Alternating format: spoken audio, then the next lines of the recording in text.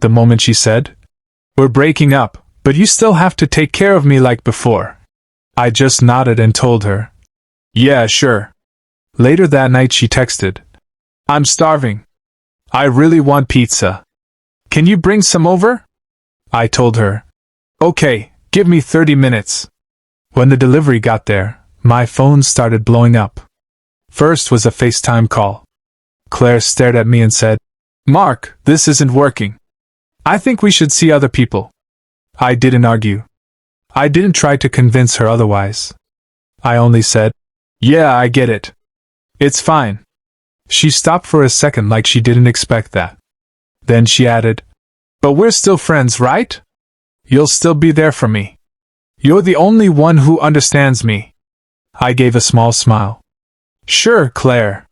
Whatever you need." She smiled like everything was normal and hung up.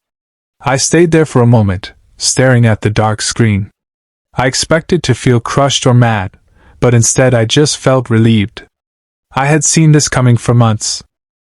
Shorter calls, more excuses, the way she only talked to me when she wanted something. So, no, it didn't hurt.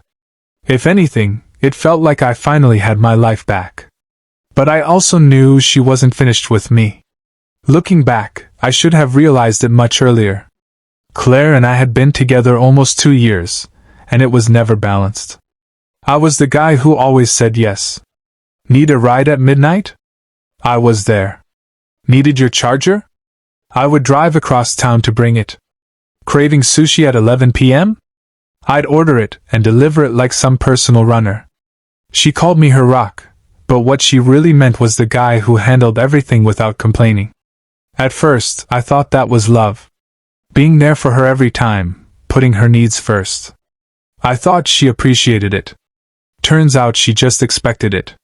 Claire was tricky. She could be really sweet when she wanted.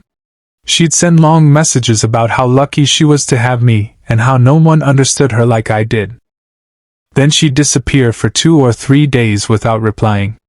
She'd love bomb me, treat me like I was everything, then vanish again. And like an idiot, I kept waiting for the sweet version to come back. I didn't even realize how tired I was until one night at dinner when she spent the whole meal texting someone else.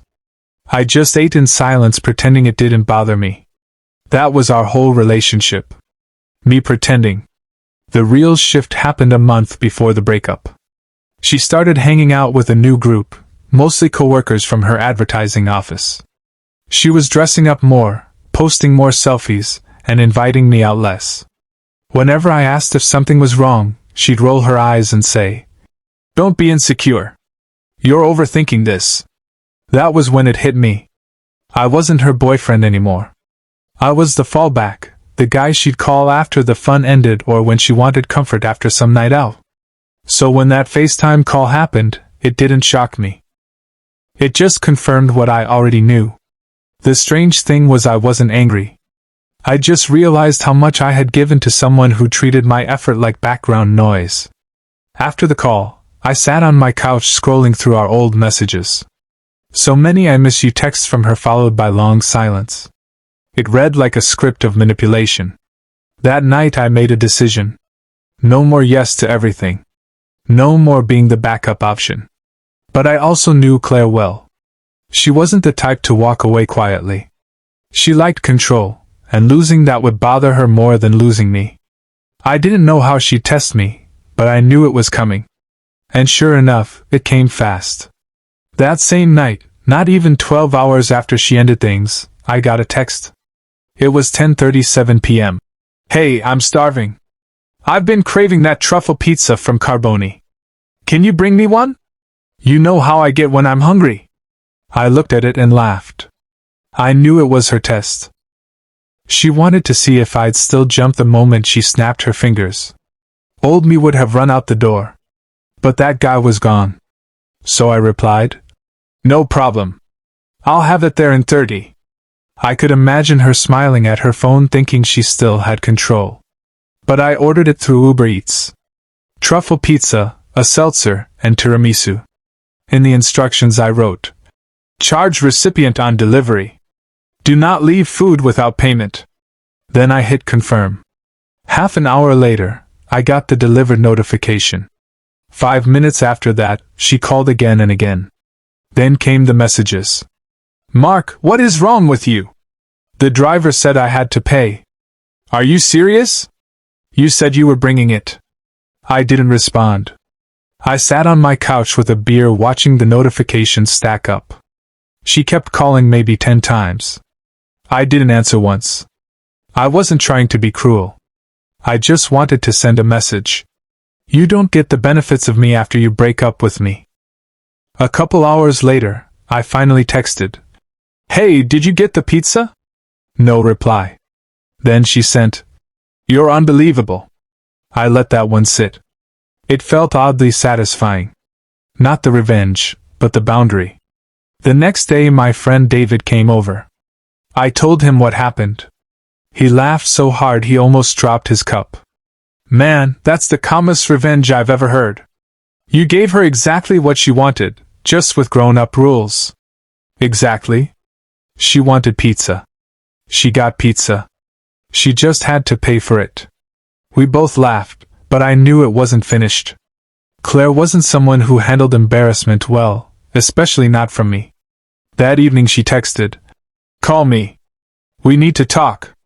I didn't. I muted her and went on with my day. I knew the next move would be guilt, twisting the story, trying to make me feel wrong. And I'll admit, a part of me was curious. Because for the first time, I wasn't scared of her reaction. I had peace again and she hated that. The next evening she started calling again. After the 5th call, I picked up. The moment I said hello she erupted. What is wrong with you, Mark? A $75 pizza and you send the driver to me? He made me pay. I was standing there in my robe, completely embarrassed. I stayed quiet. She wasn't calling to talk. She was performing. I thought we were friends. You said you'd be there for me. I took a long breath. And I was, Claire. You said you were hungry. I ordered what you wanted and made sure it got to your door. That's what friends do, right? Friends don't send bills with food. Right, I said calmly. Friends also don't use people as personal assistants after ending a relationship. There was a pause. I could almost hear her thinking about how to respond. You're unbelievable, she said. No, Claire. I'm just not the guy you can call at midnight for free favors anymore. She went quiet again. Then her tone shifted into that soft, vulnerable act. I just thought we were still close, she said. You always said you'd never stop caring. I didn't stop caring, I said. I just stopped doing things that make me feel awful. Then she said, You've changed. Yeah, I said. That was the goal. She tried one last angle. I was having a rough night, and I just needed comfort. You used to get that. Guess I was wrong. I almost laughed. Not out loud, but the kind of laugh you do when the truth hits you in the face. You weren't wrong, Claire. You just thought I'd never learn. Then she hung up. I figured that was it. But about 20 minutes later she texted, You embarrassed me in front of the delivery guy. He knows me. He delivers here all the time. Then another one. I had to borrow money from my roommate because my card wasn't nearby. Do you know how that made me look? I didn't answer. 5 minutes later, another one. I can't believe you're enjoying this. That one I replied to. I'm not. I'm just done pretending we're still together. You wanted space. This is space. She left me on read, but an hour later she called again, crying. I don't understand. You said we'd always have each other's backs. We did, I said softly. Until one of us stopped being honest about what that meant. So this is my fault? I'm saying you can't end a relationship and expect the same treatment you got inside it. That's not friendship. That's convenience. She didn't say anything for a few seconds, then hung up again. That was the last time I heard her voice. The whole thing wasn't about pizza. It was about control. She wasn't angry about the $75. She was angry because for once I made the choice and she couldn't twist it. That was when I realized the breakup didn't happen when she said, "We should see other people." It happened when I stopped being her backup plan.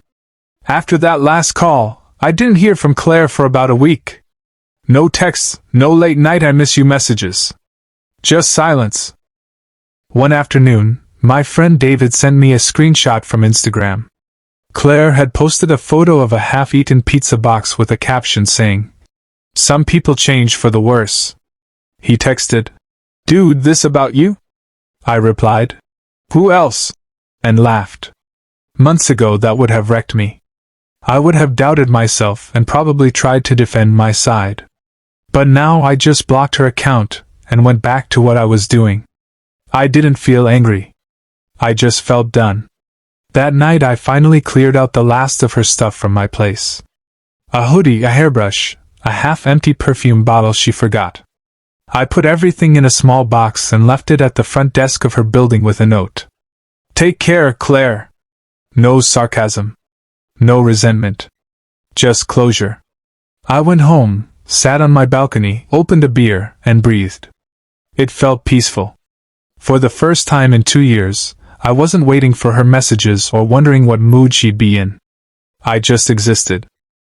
David called later and asked, "So how's single life?"